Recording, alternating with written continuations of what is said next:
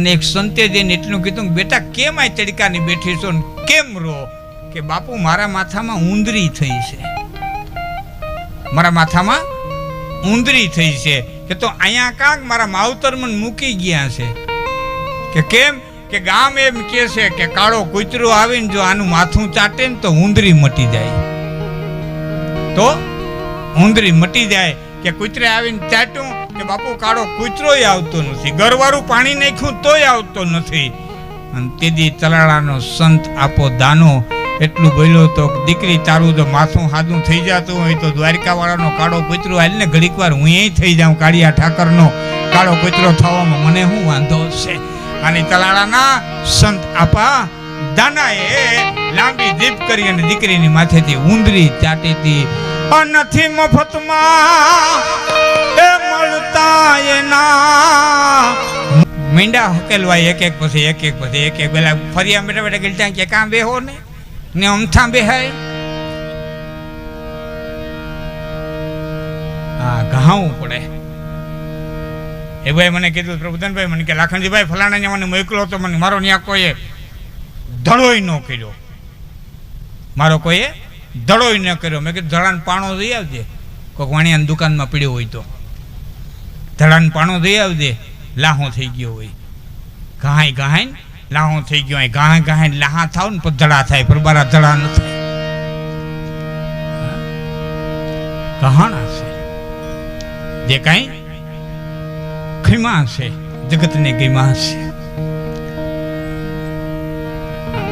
રજનીશનું એક વાક્ય મને બહુ ગમે છે. બધા શબ્દો હું સહમત ન પણ હોઉં, પણ મને એનું એક વાક્ય ભાવેશભાઈ ખૂબ ગમ્યું ઓશોનું કે જો દિયા સો બચાયા, જો બચાયા સો ખો દિયા. જો દિયા સો બચાયા, જેટલું દીધું એટલું બચ્યું, બાકી જો બચાયા સો ખો દિયા. એટલે ઘણી વખત કંઈ આ દુનિયાના પટમાં થાય મોટામાં મોટો જો કોઈ દાતાર હોય તો લોભિયો, મોટામાં મોટો દાતાર હોય તો લોભિયો. શું કરવા? પેટમાં ખાવાનું નથી, કોઈને ખવડાવવાનું નથી, અંતે કોકને દઈને જવાનો છે.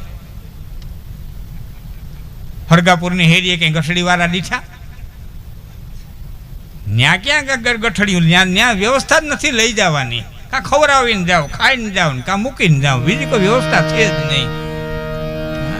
જો દિયા સો બચાયા, જો બચાયા સો ખો દિયા. જેને ભેરું કર્યું, એક શેઠ 5 કરોડ રૂપિયા થઈ ગયેલા એટલે એના ભાઈબંધને કીધું મારી પાસે કરોડો રૂપિયા થઈ ગયા, શું કરું? સોનું બનાવી લે.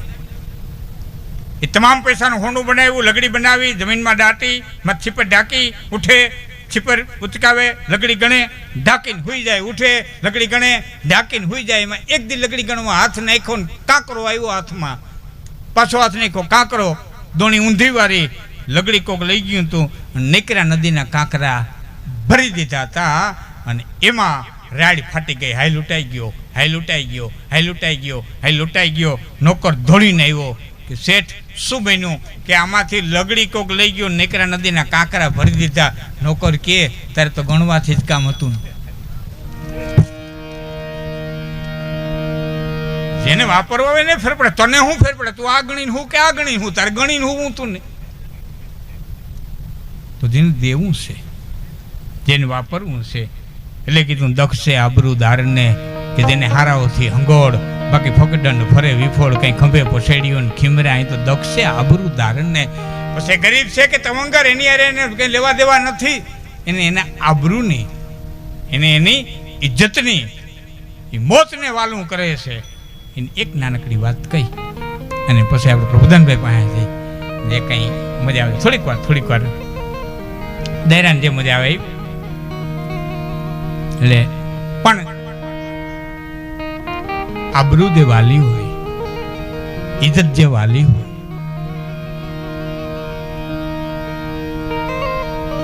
રાજા દુર્લભસેન, જો હું ધીરેથી એટલા માટે કહું છું કે એ સૈકો, એ કાળ સુવર્ણ કાળ કહેવાનો. સોલંકીનો કાળ એ સુવર્ણ કાળ કહેવાનો. હોળે કળાનો ચંદ્ર ખીલો હોય પણ ક્યારેક ડાઘ લાગી જાય. એ કુદરતના ક્રમે બનતું છે.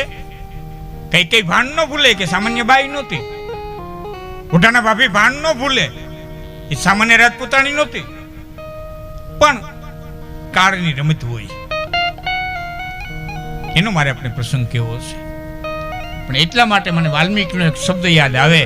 વાલ્મીકી રામાયણની અંદર લખ્યું, મહારાણી કૈકેયીની દાસી મંથરા અકારણ અગાસી ઉપર ચડી.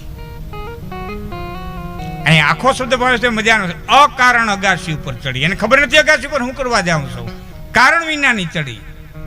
અને હામી કૌશલ્યાજીની દાસી ઊભી હતી. બેન કેમ તૈયાર થઈને ઊભી? કે રામ રાજા થાય. હે કે રામ રાજા થાય. બસ હેઠી આવી. આખા પ્રસંગમાં મજાની વાત, અકારણ અગાસી ઉપર ચડી.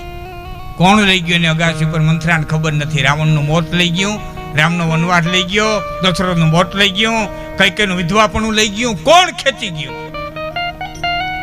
ખુદ મંથરાને ખબર નથી કોણ ખેંચી ગયું. કોક ખેંચી ગયું, કોક નિયતિ, કોક ભાગ્ય.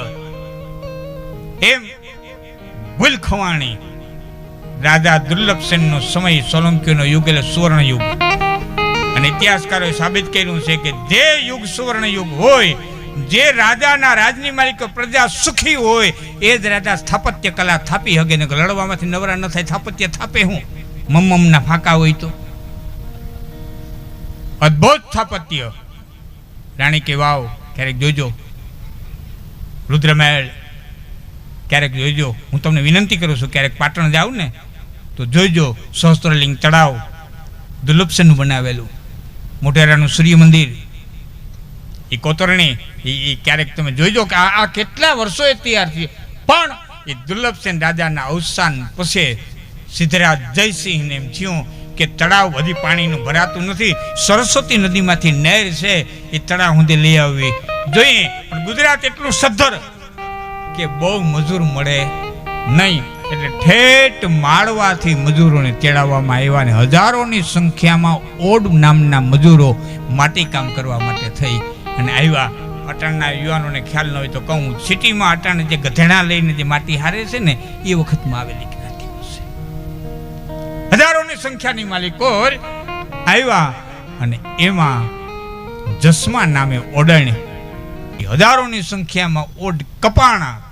જસમાનો પતિ ત્રિકમ મરાણો અને સતીને જેથી સત ચડ્યું, પતિના મસ્તકને ખોડાની માલિકો લઈ ચિતા ખડકાવીને એક ધોળી ખોદવા વાળી સતી નારી જસમા ઓડણ પતિના મસ્તકને લઈ અને ચિતા માથે બેઠીને તેથી એટલું કીધું તું, સિદ્ધરાજ આ તારા સહસ્ત્રની તળાવની માલિકો ટીપું પાણી નહીં રહે, જીવતા નરક જોઈ અને વાંજીઓ મરે.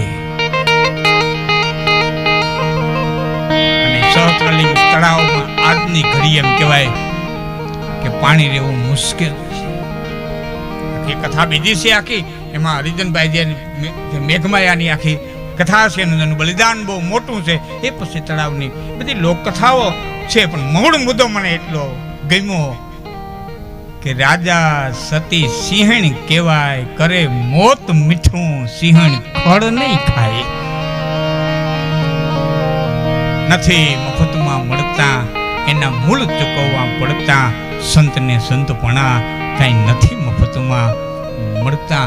આ તો મૂળ ચૂકવા હોય, પ્રાણ ચૂકવા હોય, એના નામ રહ્યા છે, એના ઇતિહાસો રહ્યા છે. ઉપાડ મને ખબર છે કે આનાથી મારું મોત છે, મને ખબર છે મારા મોત માટે તને બ્રાહ્મણે દાનમાં દીધું છે, મને ખબર છે કે આ તને ઉપાડવા ન દો ને આગળ એક ઘા મારું મારી નાખું. તને મારી નાખો તો એટલી વાર લાગે, પણ તને મારી નાખું તો એક ઋષિનું બલિદાન નિષ્ફળ જાય. એક ઋષિનું બલિદાન નિષ્ફળ જાય. મોત તો મારી માથે છે, આજની તો કાલ, કાલને તો 5 દિવસે ઉપાડ, વજર ઉપાડ, નમાલો થામા. અને ઇન્દ્રએ વજર ઉપાડ્યું. ધ્યાનથી ભાગવત વાંચજો, ત્યાં ચારણોએ આવી અને વત્રાસુરના પવાડા ગયા છે. ચારણોએ આવી અને વત્રાસુરના પવાડા ગયા અને કીધું કે તમે ચારણો દેવતાઓ મીંડા કેવા કે વત્રાસુરના વખાણ કરો કે અમારે માટે કોઈ દેવ નથી, કોઈ દાનવ નથી, જે તાકાત વાળો છે અમારે માટે શક્તિનું સ્વરૂપ છે, અમે એની તાકાતના વખાણ કરીએ છીએ, એની ઉર્જાના વખાણ કરીએ છીએ, અમે તાકાત વખાણી છે. એટલે મારો કહેવાનો ભાવ, અમે વ્યક્તિગત વખાણ કર્યા જ નથી, નમાલાવના તો વખાણે શું કરવા. જોગડા તમારથી લઈ અને જટા હલકારા સુધીને અમે દુઆ ગાયા છે. અમે જોગડા તમાર નહીં દુઆ ગાયા. તમે વણકર, અમે વણાર, આપણે નાતે નેડો નહીં, તારા ગુણ ને રઉ ગજમાર, તારી રાત ન પૂછું જોગડા. અમે તો મકોડામાં હારી શક્તિ દેખી ન્યાય દુઆ કીધા. મકોડો મૂર્ખ ઘણો, એને ખાવું લગરી કે ખાય, એની કડીના કટકા થાય. જો કરોડો ન મૂકે કાગડા, તો મકોડો મૂર્ખ ઘણો, એને ખાવું લગરી કે ખાય. મોડો દાદ હિરણ ના વખાણ કરતો હોય. હિરણ હું કોથરો છોડી દેવા ગઈ હોય. હિરણ હલકાડી ધોબન વાડી નથી, રૂપાડી ન કરે. લેવા હાટું બોલ્યા જ નથી. અમે તમારી માને વખાણી છે, અમારી શક્તિને વખાણી છે. અને એવી શક્તિના સપૂતનો આજે જન્મદિવસ છે. એવી એક શક્તિ, અને શક્તિથી જે તૈયાર થયો. બાપનો તો ઓથ નહોતો મળ્યો, બહુ બાપનો ઓથ નહોતો મળ્યો. ઓછા મિત્રો જાણતા હશે. જે કંઈ અટાણે તો મિત્રોના માટે શું થઈ ગયું છે, ગૂગલ એટલે ઇતિહાસ. અરે ભાઈ, ગૂગલ એટલે ઇતિહાસ નથી, એમાં આપણે મૂક્યું. ગૂગલ એટલે નો ઇતિહાસ, આપણે મૂક્યું છે. વોટ્સઅપ એટલે ઇતિહાસ. વોટ્સઅપ એટલે જ્ઞાનનો ભંડાર. સવાર થાય તો હે તાજા તાજા ઋષિઓ બેસી ગયા હોય, વશિષ્ઠ વિશ્વામિત્રને ઉપદેશ દેવા માટે થઈ મારા દેવા. અને હરામ કોઈ વાંચતું નથી. બેલાડી મફા મોફ જેવો આવ્યો એવો ફોરવર્ડ પરબર કેવું પડે, ખાસ વાંચજો. નહીં વાંચતા હોય તો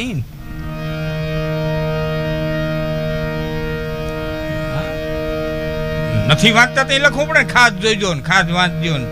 ઠીક છે, આપણે પણ તાકાતના અમે ઉપાસક છીએ.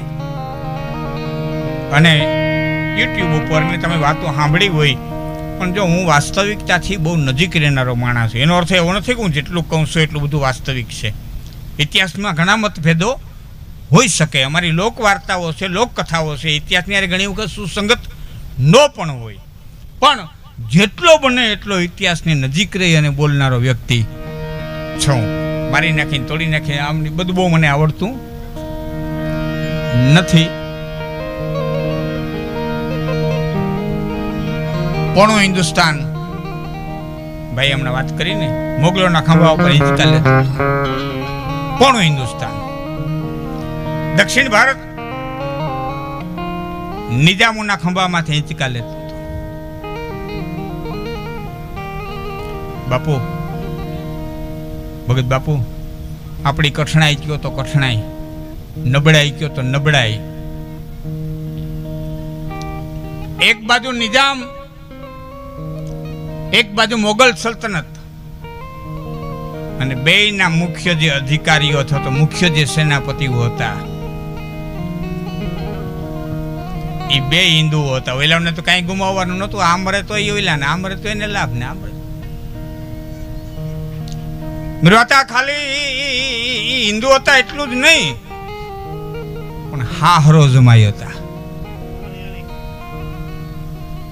હાહરો જમાઈ મુગલ સલ્તનતનું જે રક્ષણ કરતો હતો જાદવરાયજી, એના દીકરી જીજાબાઈ એ શાહજીના ઘરમાં અને માહોલીના કિલ્લામાં હતાણા. અને અહીંથી દિલ્હીથી હુકમ થયો માહોલીનો કિલ્લો ભાંગવામાં આવે, અને સલ્તનત ચડી માહોલીનો કિલ્લો ભાંગ્યો. અને જીજાબાઈ અને શાહજી ઘોડા લઈ અને ભાગ્યા. પછી ઠીક છે, અમે વાતો કરતા કરતા કહી દઈએ કે લાખની ફોજ હતી, 1.5 લાખની ફોજ હતી, લાખના ઘોડા ભોગે ક્યાં પોરબંદર વટી જાય એટલું ન હોય. બધું